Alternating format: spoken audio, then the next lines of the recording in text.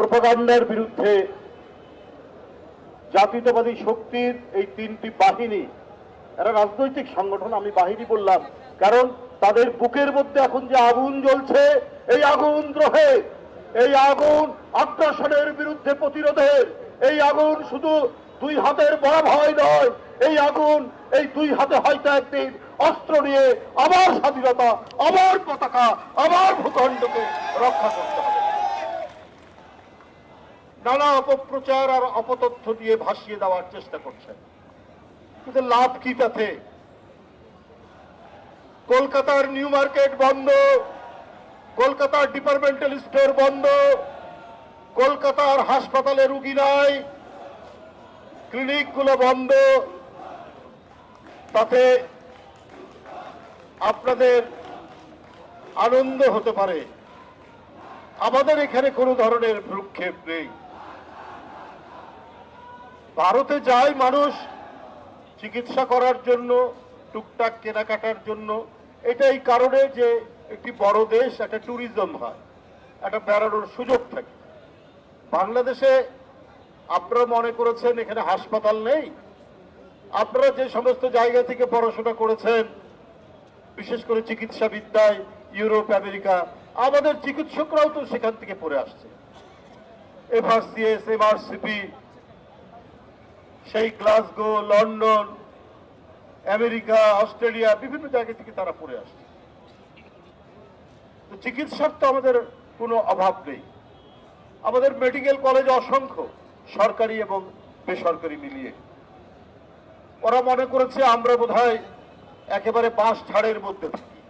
আরে ভাই, আমাদের এই দেশে শতকরা 100% স্যানিটেশন সিস্টেম, অত্যন্ত ডেভেলপ স্যানিটেশন সিস্টেম। কেউ বাস ঝাড়ে যায় না, কেউ রেল লাইনের ধারে টয়লেট সারে না। আর আপনি কলকাতা থেকে দিল্লি যাবেন, আপনি রেল লাইনের ধারে দেখবেন কি অদ্ভুত ব্যাপার। যে দেশের মাত্র 60% স্যানিটেশন সিস্টেমটা কিছুটা ডেভেলপ, 40% পুরো স্যানিটেশনই নাই। উন্মুক্ত প্রান্তর ছাড়া আপনার কোনো ব্যবস্থা নেই। তো তারা কিসের অহংকার করে? ওরা আসলে ভয়ঙ্কর রকমের সম্প্রদায়। ঘৃণা ছাড়া, অন্যের প্রতি অসূয়া ছাড়া, ভিন্ন ধর্মের প্রতি তারা প্রতিহিংসা দেখানো ছাড়া ওদের আর রাজনীতি নেই। ওদের রাজনীতি শেষ হয়ে গেছে। তাই এখন পেয়েছে শেখ হাসিনাকে। শেখ হাসিনা পলাতক, বাংলাদেশ ছেড়ে থেকে চলে যেতে হয়েছে। একমাত্র দিল্লির আশীর্বাদে 15-16 বছর তাকে টিকে থাকতে হয়েছে। উনি ভোট ধ্বংস করেছেন, উনি ভোটারদেরকে ঘরের মধ্যে ঢুকিয়ে রেখেছিলেন, উনি নির্বাচন শেষ করে দিয়েছেন, নির্বাচন কমিশন ধ্বংস করেছেন, করে 15 বছর টিকেছিলেন। তো আপনারা যদি গণতান্ত্রিক রাষ্ট্র হন, আপনারা যদি সেকুলার রাষ্ট্র হন, আপনার নিজের দেশের জনগণ ভোট দিতে পারে, ইচ্ছা মতো সরকার পরিবর্তন করতে পারে, কিন্তু বাংলাদেশে যাকে আপনারা সমর্থন করেন সেই শেখ হাসিনা বাংলাদেশের মানুষকে বন্দী এবং কৃতদাস করে রেখেছিল, তাকে আপনারা সমর্থন করেন। তারপরে কি আপনারা বাংলাদেশের মানুষকে পছন্দ করেন না? আপনারা বাংলাদেশের সার্বভৌমত্বকে আপনারা শ্রদ্ধা করেন না? বাংলাদেশের স্বাধীনতাকে আপনারা শ্রদ্ধা করেন না? তাহলে আপনারা হাসিনাকে সমর্থন দিয়েছেন কেন? এই 15 বছর জনগণের প্রবল স্রোতের কাছে হাসিনা পালিয়ে গেলেন। সেই হাসিনাকে ফেরানোর জন্য শাসক গোষ্ঠী, মানে ভারতের শাসক শ্রেণী যা করছেন, এটা পৃথিবীর ইতিহাসে এবং রাষ্ট্রবিজ্ঞানের ভাষায় একবারে সরাসরি আগ্রাসন ছাড়া আর কিছু নয়। ওরা এত মন খারাপ কেন শেখ হাসিনার জন্য? কারণ ভুটান তাদের সাথে নেই, নেপাল নেই, পাকিস্তান নেই, শ্রীলঙ্কা নেই, ছোট্ট একটি দ্বীপ রাষ্ট্র মালদ্বীপ তাদের সাথে নেই। ওদের সাথে কেউ বন্ধুত্ব করতে পারে না, কারণ ওরা মুখে যাই বলুক, ধর্মনিরপেক্ষ বলুক আর সেকুলার বলুক, ওদের মনের ভিতরে হচ্ছে কট্টর হিন্দুত্ববাদী হিংসা ছাড়া ওদের মধ্যে কিছু নেই। আমি শাসক শ্রেণী ভারতের বলি, আপনারা বাংলাদেশে বলছেন সংখ্যালঘু নির্যাতন। তো সংখ্যালঘু নির্যাতনের ফলাফল কি? আমি তো দেখলাম এখানে ইসকনের দ্বারা একজন আইনজীবী মারা গেলেন রক্তাক্ত পন্থায়, কুপিয়ে কুপিয়ে হত্যা করে মারা গেল সাইফুল ইসলাম। কই আপনাদের ওখানকে যে শুভেন্দু, তারপরে আরো কিছু বিন্দু টিন্দু যারা রয়েছে, তারা তো এই ব্যাপারে একটা কথাও বললেন না, একটা আওয়াজ পর্যন্ত তুললেন না।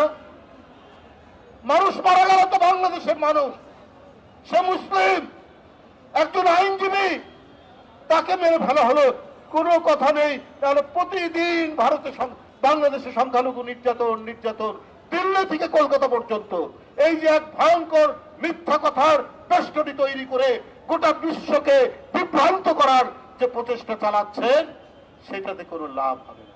আপনারা মনে করেছেন ভিসা বন্ধ করে বাংলাদেশের মানুষকে আসতে না দিয়ে, তো আপনি তো বাংলাদেশের উপকার করেছেন। বাংলাদেশ বিলিয়ন বিলিয়ন ডলার খরচ করত, বিলিয়ন ডলার পাচারও হবে না, আর আমাদের ডলারগুলো সেখানে যাবে না। যে সমস্ত আমরা খাদ্যপণ্য আনতাম, চাল, পেঁয়াজ, চিনি, রসুন, আদা, এখন এদেশের লোকরা তারা আরো বেশি প্রচেষ্টা নিয়ে, শ্রম দিয়ে সেগুলো উৎপাদন করবে।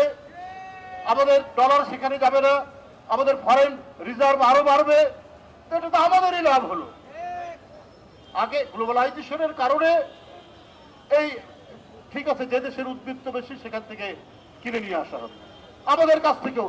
আমাদের বাংলাদেশে যে উন্নত মানের এবং সুস্বাদু ইলিশ মাছ পাওয়া যায়, সেই ইলিশ মাছের জন্য ভারতের লোকরা কাতর হয়ে থাকে যে বাংলাদেশের ইলিশ।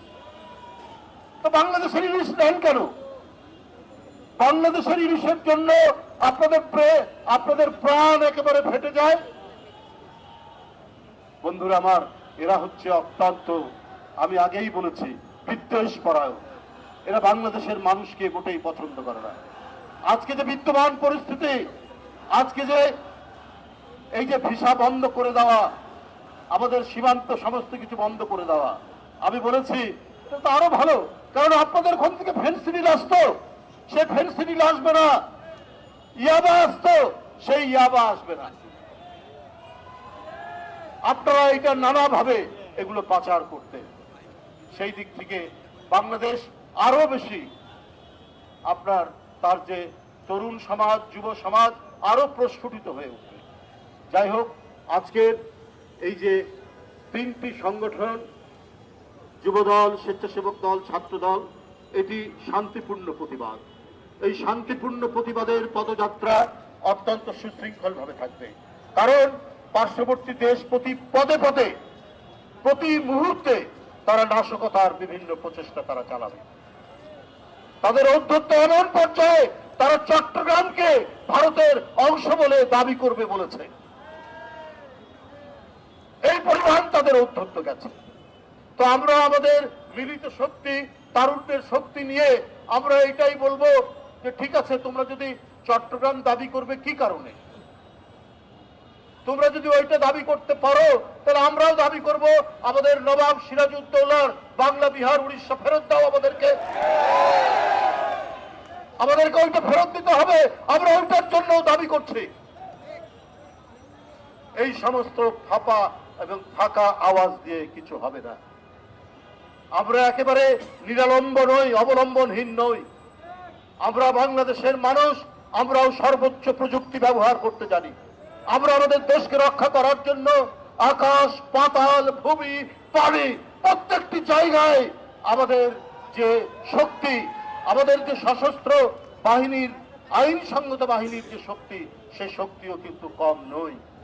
18 কোটি দেশের মানুষ, বন্ধুরা আমার, আমরা প্রত্যেকটি দিক থেকে আমরা এই দিল্লির আগ্রাসনকে প্রতিহত করতে আমরা প্রত্যেকেই প্রস্তুত রয়েছে।